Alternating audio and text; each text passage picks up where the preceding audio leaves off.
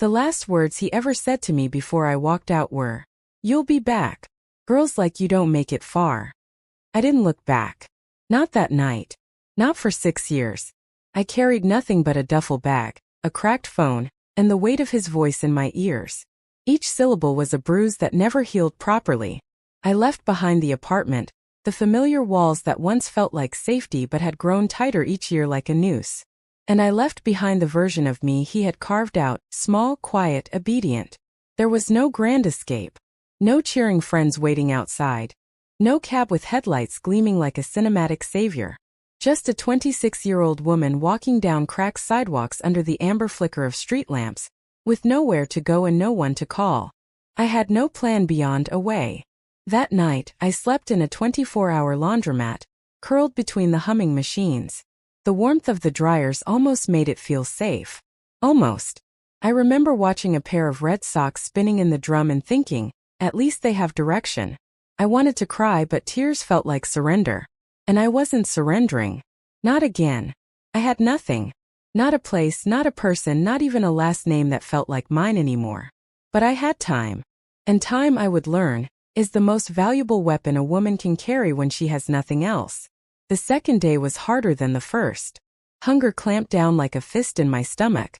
I scoured the sidewalks for loose change, pretending I was searching for something I lost. Pride kept me from begging. Shame kept me from calling the one friend I hadn't spoken to since college. Her name was Mira, and she had tried to warn me once. "He doesn't love you, Alina. He controls you. There's a difference." I hated her for saying it, because deep down I knew it was true. By midday I found a soup kitchen. The woman behind the counter smiled with genuine eyes. She didn't ask questions. She just ladled something warm into a chipped bowl, and handed it to me like I deserved it. That bowl of lentil soup might as well have been a crown. I sat at the edge of the room, near a man mumbling into his coat. He looked like he'd once been someone powerful. Maybe we all had. Maybe we still were, in our own ways.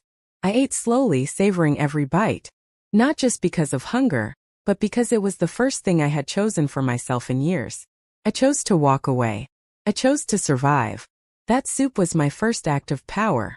When I left, I found a public library and stayed until closing. I read job listings and scanned classified ads. Most required experience I didn't have. But I circled a few, underlining the ones that didn't ask too many questions. It wasn't much, but it was a beginning. I got a cleaning job at a rundown motel on the edge of town. It paid under the table, which meant I couldn't complain about the hours or the burns on my hands from cheap bleach. But it was money. Enough to buy a granola bar and a bus ticket. Enough to start saving coins in a jar I kept hidden in my duffel bag. The work was humiliating at first. Scrubbing toilets while tourists complained about thread counts and towels. But something in me changed when I noticed how invisible I was. They didn't see me. And that gave me freedom. Freedom to listen. To learn. To plan. Every day I watched people come and go. I learned what tired looked like on different faces. I learned that pain wears 1,000 masks. I saw women with bruises they tried to hide under sunglasses, and men who barked orders at reception like they were kings. It reminded me of him. Of the nights he'd slam the cupboard just because I forgot to buy his favorite cereal. Of how he used silence as a weapon. How his voice could curl around my neck without ever touching me. I cleaned those rooms like I was scrubbing him out of my memory. Every streak wiped from a mirror felt like reclaiming a piece of myself. Night I read. Books from the library, pages smuggled in my bag, stories of women who rose. Women who endured. I wrote my name in the margins just to remind myself I existed. Every dollar I saved was a stone. And I was building something. Not fast, but steady. I wrote to Mira that winter. 3 pages long, folded neatly and addressed with trembling hands. I never mailed it. "You were right," it started. "I was drowning and too proud to see it. Too proud to grab the hand you offered." I told her about the laundromat nights, the soup kitchen, the motel job. I told her about the silence in my chest that only started to lift when I realized I didn't miss him. Not even a little. I missed the version of me I had buried to keep him comfortable. And I missed her, the friend who told the truth when it hurt. But the letter stayed tucked in the pages of a library book I never returned. Maybe some stranger would find it. Maybe Mira would never know. But writing it was enough. It was an apology. A goodbye. A new chapter. By spring, I had saved enough to rent a single room in a shared flat. It was tiny, with a crooked stove and a mattress on the floor. But it had a lock on the door. My key. My rules. One night, I stood in the mirror and didn't recognize the woman staring back. She looked tired but fierce. She looked like she'd seen fire and walked out of it barefoot. I whispered, "You made it through another day." Like a prayer. And for the first time in years I believed it. By summer I found work at a local bakery. The early mornings suited me. The scent of fresh bread, the clatter of metal trays, the quiet hum of the ovens, it became a kind of therapy. I liked the repetition. Knead, shape, bake. It felt like building muscle not just in my arms but in my resolve. The owner, Lila, was in her 50s and had the calm, firm grace of someone who had weathered her share of storms. She didn't ask why I worked like I had something to prove. She just nodded when I stayed late to mop floors or offered to open on weekends. One day, as I restocked the sugar bins, she handed me a paperback from the shelf behind the register. "Business 101, she said. "You've got the hands. You might as well learn the rest." I devoured that book. And then another. At night, in my tiny room, I studied everything I could about food safety, budgeting, and bookkeeping. I wrote mock menus and fake price estimates on scrap paper. The first time I dared to dream out loud, I whispered it into my pillow. One day I'll have my own place. I didn't know how or when. But I had stopped asking for permission from the world, from anyone. The climb had started. And this time I wasn't looking back. It took 3 more years of waking at 4 a.m. Burns on my hands and missing rent by a whisker before I finally found the courage to apply for a small business grant.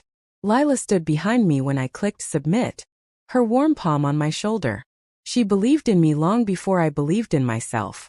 When the approval email came, I stared at the screen until the letters blurred. $5,000 wasn't a fortune, but to me it felt like a doorway. The beginning of a room I could build for myself. I found a tiny shopfront. Formerly a storage space, it smelled like dust and old paint, but the bones were good. The rent was laughably low because the neighborhood was in transition, which was just a nice way of saying half the buildings were boarded up. I didn't care. I saw what it could become. I scrubbed the floors myself, painted the walls in colors I never would have been allowed to choose when I lived with him. Deep teal and warm rust. Bold colors. Defiant ones. I ordered second-hand equipment and found a local carpenter who helped me build a counter from reclaimed wood. The night before the soft opening I couldn't sleep. Not because I was nervous but because I kept remembering the first time he told me I was bad at baking. How he laughed when I burned a tray of cookies and said, "Stick to what you're good at." Oh wait, there's nothing. The next morning, I turned the sign to open. And people came. Word spread slowly, then all at once. First, it was a teenager on a skateboard who bought a cinnamon roll and came back the next day with his mom. Then it was an older couple who said the place reminded them of before the city changed. Then it was a write-up in a local blog. Nothing flashy, just a headline that read, "A tiny bakery with a big heart." Every time someone walked in, I offered more than bread. I offered a piece of myself, quietly folded into croissants, mixed into muffin batter, pressed into the flaky edges of tarts. I named the bakery Hearth. Not just for the warmth of the ovens, but for the idea of home. Real home. One built. Not inherited. One chosen. Lila visited once a week. Always with a new tip or a reminder to breathe.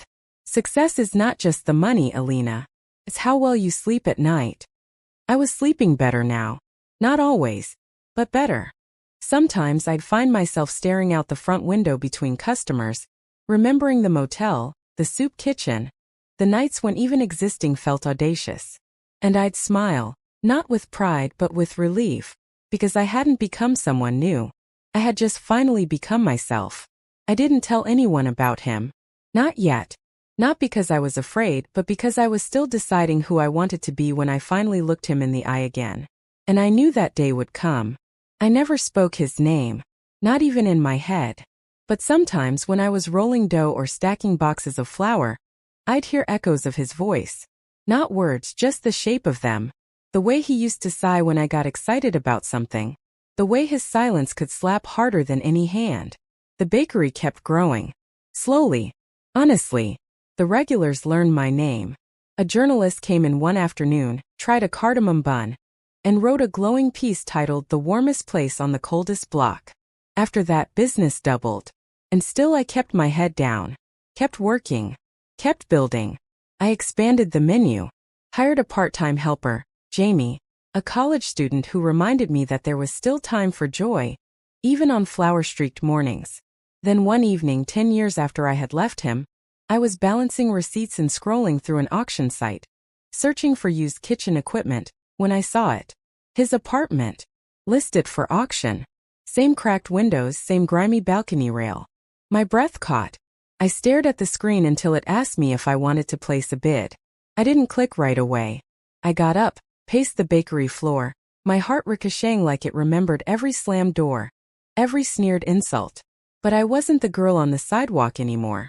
And I wasn't going to buy the apartment to live in it. I was going to buy it to walk back through that door on my own terms. I didn't rush into the bid.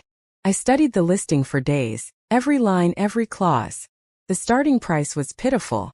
He must have defaulted on everything. I imagined him pacing in that apartment, the same one I once scrubbed on my knees while he watched TV and called it doing my part. I contacted a lawyer. Quietly. Carefully. No drama, no name-dropping. I didn't want him to know until it was already done. Not because I feared him, but because I knew the silence would be louder than anything I could say. I placed the bid 2 days before the deadline. No competition. No one else wanted it. Too rundown, too soaked in ghosts. But I knew every creak in those floorboards. I knew the way the bedroom window let in just enough moonlight to make you forget you were unhappy. When the acceptance email came, I didn't smile. I just stood very still. There was no vindication, no fireworks, just a sense of something settling. Like a final breath after years of holding it in. I walked to the bakery that morning with the keys in my coat pocket. They were cold, heavy, metallic, proof of a full circle. Jamie noticed I was quieter than usual. "You okay?" I nodded. "Yeah, just thinking." "Good thinking." I hesitated. Then I said, "Necessary." I wasn't sure what I would do with the apartment. I didn't want to rent it. I certainly didn't want to live in it. But I needed to stand inside those walls again. Not as a prisoner, not as a survivor, but as the woman I had become. The keys felt heavier in my palm than I remembered.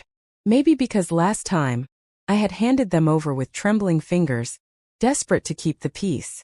This time I held them like proof. Proof that I was no longer a ghost in someone else's story. I waited until a rainy Tuesday. The kind of day people avoided errands. I didn't want an audience. This was for me. I climbed the steps slowly. Same chipped paint on the stairwell. Same leaky hallway window casting silver light over the carpet. I could almost hear his voice behind the door, calling out questions masked as commands. "Where were you? Why so late? Who were you with?" I turned the key. The apartment was hollow. Stripped. Cold. Only dust and echoes remained. But I knew where everything had been. The dent in the wall from a thrown phone. The scuffed floor by the window where I used to sit and dream of leaving. I didn't cry. I didn't smile. I just walked through it. Every room. Every ghost. I stood in the kitchen where he once told me I was useless. I stood in the bedroom where silence became punishment. I stood in the doorway, now holding all the power he once thought he'd buried me with. And then I locked the door behind me, not because I feared it, but because it was mine now. I didn't need to destroy it. I didn't need to live in it. Owning it was enough. I didn't tell anyone at first. Not Lila, not Jamie, not even Mira, who I'd finally reconnected with after all these years, and who had welcomed me back into her life like I'd never left. This part wasn't for anyone else. This was the chapter one wrote in silence, with no applause, no headlines, no announcements.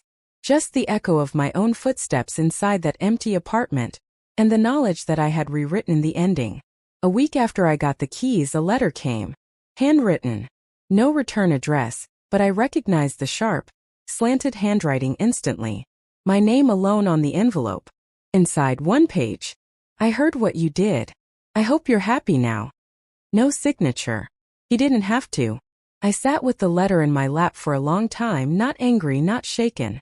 Just still. The words had no claws anymore. He didn't understand. That's what struck me most. He thought it was about revenge. He thought buying that apartment had been a game, that I was trying to win. But it wasn't about him. It had never been about him. It was about reclaiming something I had lost.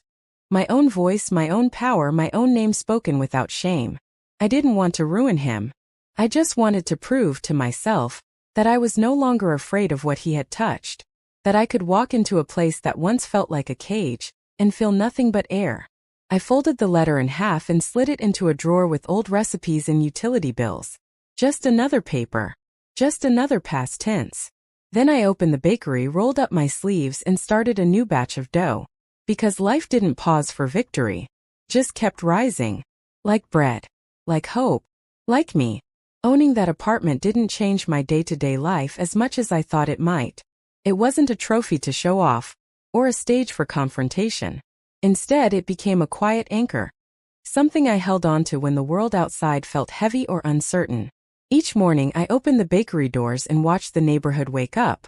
Faces changed slowly, some weathered, some bright with new beginnings. People started stopping by not just for bread, but for conversation, for warmth, for a sense of belonging. Sometimes Mira came by. She brought her daughter, Lila's oldest granddaughter, who laughed like the sun and asked endless questions about how bread was made.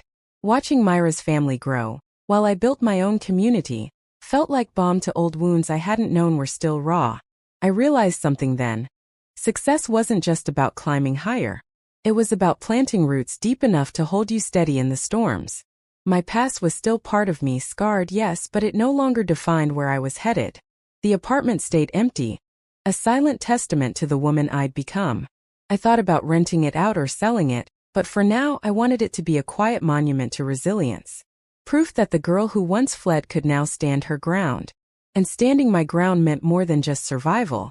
It meant growth. It meant hope. It meant wings, fragile and strong all at once, to fly farther than I ever imagined. As I kneaded dough beneath the warm bakery lights, I felt something I hadn't felt in years. Peace. Not from forgetting, but from facing. From owning every piece of my story and making it mine. I was no longer a victim. I was the author. And my story was just beginning. Even with the apartment in my name, the past wasn't a distant memory. Sometimes, late at night when the bakery was closed and the city had gone quiet, I felt shadows creep in. Those old doubts and fears whispering their poison. What if you weren't strong enough? What if you failed? What if you were just fooling yourself? Those voices tried to claw back, but I met them head on now. I learned that strength wasn't the absence of fear. It was moving forward despite it. One evening after closing up, I sat on the stoop outside the bakery and let the silence settle. The streets were empty, but the apartment windows across the way gleamed with life. I thought about him, about the man who had tried to dim my light, about how he must be losing his grip on everything just like that crumbling place I now owned. I realized the worst kind of power is the one you think you hold over someone else, but that's actually a chain around your own soul. He was trapped in his debts, in his pride, in his own darkness. And I was free. Freedom didn't come with fanfare. It came quietly, like a breath after a long scream. The apartment wasn't just a space anymore. It was a reminder that I could carry my past without it carrying me, that the doors I once feared could open to new beginnings. And so I closed my eyes, breathed deep, and stepped back inside myself, stronger, whole, ready. Years ago, forgiveness felt impossible, like a betrayal of all the pain I had endured. I thought forgiving him meant giving him power again. But now I understood something deeper. Forgiving wasn't about him. It was about me. It was the key that unlocked my hands, freed me from the weight of bitterness that had nearly crushed me. I realized I didn't have to forget. I didn't have to excuse what happened, but I could choose to release it. One rainy afternoon as I stood in the empty apartment, running my fingers along the cracked windowsill, I whispered to the shadows, I forgive you. Not for his sake. For mine. Because I deserved peace. Because I deserved to live without carrying the poison of his hate. Walking out that day, I felt lighter than I had in years. The apartment was no longer a tomb of my past. It was a place of possibility. Back at the bakery, Mira hugged me tightly and said, You've come so far. And I smiled because the truth was simple. I wasn't just surviving anymore. I was thriving. I had rewritten my story, not with anger or revenge but with grace. And that was the greatest victory of all. The apartment remains empty, but I keep the key on a small chain around my neck. Not as a trophy but as a reminder. A reminder that I hold the power to choose my story. One evening as I closed the bakery and stepped into the cool night air, I paused outside the building. I looked up at the windows, silent witnesses to a past that no longer controlled me. I thought about the girl who left barefoot and broken 6 years ago. And I thought about the woman who walked back in, calm and unshakable. The door between those two lives was still there, unbroken. I had closed it gently behind me, and left it open just enough to remind myself where I came from, but also to show how far I'd gone. Revenge had never been about tearing him down. It was about building myself up. About reclaiming the space he tried to steal. I didn't need to shout. I didn't need to burn bridges or hurl accusations. I simply needed to walk through the door on my own terms, and then choose not to live there. Because the life I wanted was waiting outside. In the flower dust, the morning light, the steady hum of a bakery filled with hope. And in the quiet strength of a woman who had finally come home to herself.